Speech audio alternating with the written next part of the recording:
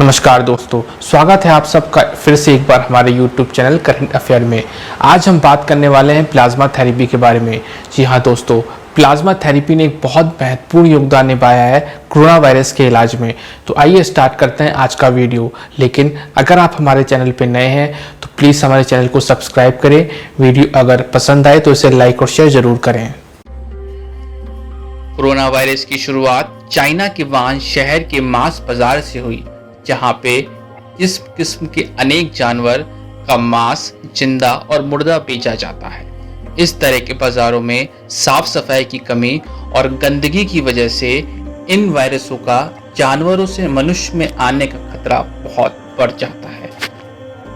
कोविड-19 हमारे देश में पूरी तरीके से पैर फैला चुका है। वर्तमान में इसकी सेकेंड वेव हमारे देश में आ चुकी है। हिंदुस्तान में कोविड-19 का पहला मामला 30 जनवरी 2020 को आया। फिर तो उसके बाद जो उसने आतंक मचाया, किसी को कुछ समझ में नहीं आया कि क्या करें।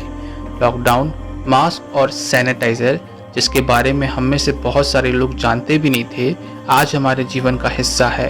कोविड-19 के इलाज में प्लाज्मा थेरेपी ने एक बहुत ही महत्वपूर्ण योगदान दिया है।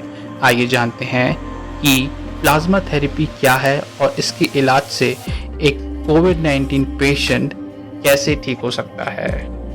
प्लाज्मा थेरेपी का पूरा नाम कन्वेंशनल प्लाज्मा थेरेपी है।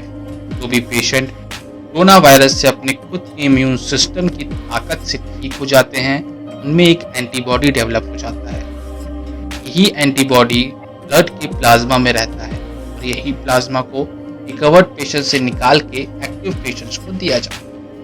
हमारे ब्लड में red blood cell, white blood cell और प्लेटलेट पाए जाते हैं, जिनका मूल्यांक 40% है और प्लाज्मा का 60% होता है। अगर हम प्लाज्मा को ब्लड से हटा देंगे तो हमारा ब्लड हमारे शरीर पे फ्लो नहीं करेगा। ब्लड के लिक्विड पार्ट को हम प्लाज्मा कहते हैं। जब भी कोई पेशेंट कोरोना वायरस से ठीक हो जाता है तो उसके शरीर में एक एंटीबॉडी डेवलप हो जाता है और यह एंटीबॉडी हमारे शरीर के लिए बहुत ज़रूरी है।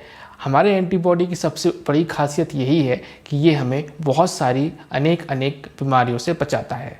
प्लाज्मा थेरेपी में जो रिकवर्ड पेशेंट हैं, उनके शरीर के ब्लड से प्लाज्मा लिया जाता है, जिसमें कि एंटीबॉडी पहले से मौजूद रहता है और फिर उससे एक्टिव पेशेंट्स के शरीर में चढ़ाया जाता है।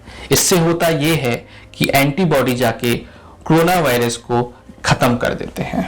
आइए जानते हैं कि एंटीबॉडी काम कैसे करता है। जब हम पैदा होते हैं तो हमारे शरीर में बहुत से एंटीबॉडी पहले से मौजूद रहते हैं, पर इन एंटीबॉडी की एक वीकनेस है कि ये कोई भी वायरस या बैक्टीरिया को एकदम से नहीं पहचान पाते।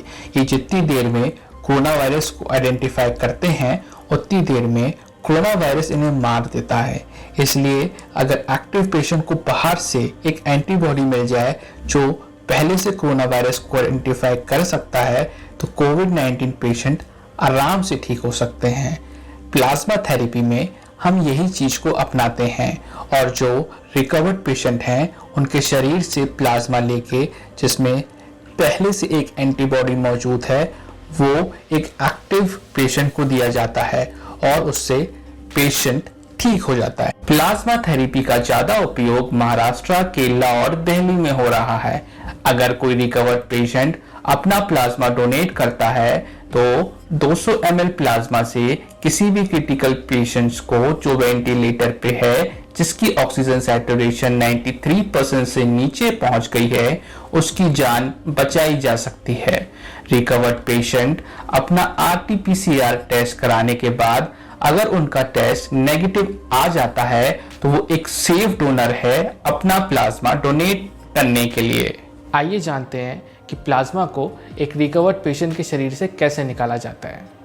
एक सेल सेपरेटर मशीन होती है जिसपे रिकवर्ड पेशेंट का ब्लड पेशेंट के शरीर से निकाल के डाला जाता है और उसमें भी सिर्फ प्लाज्मा ही लिया जाता है और ब्लड के बाकी के कंपोनेंट जैसे रेड सेल, प्लेटलेट वो डोनर के शरीर में वापस डाल दिए जाते हैं। किसी भी रिकवर्ड पेशेंट को प्लाज्मा डोनेट करने के लिए पहले उसे डोनर काउच पे लेटाया जाता है और फिर उसके ब्लड को आर्म से निकाला जाता है। ये जब क्रिया पूरी हो जाती है तो डोनर को 10-15 मिनट आराम कराया जाता है और रिफ्रेशमेंट दी जाती है और सेम डे डोनर को अपने घर वापस भेज दिया जाता है।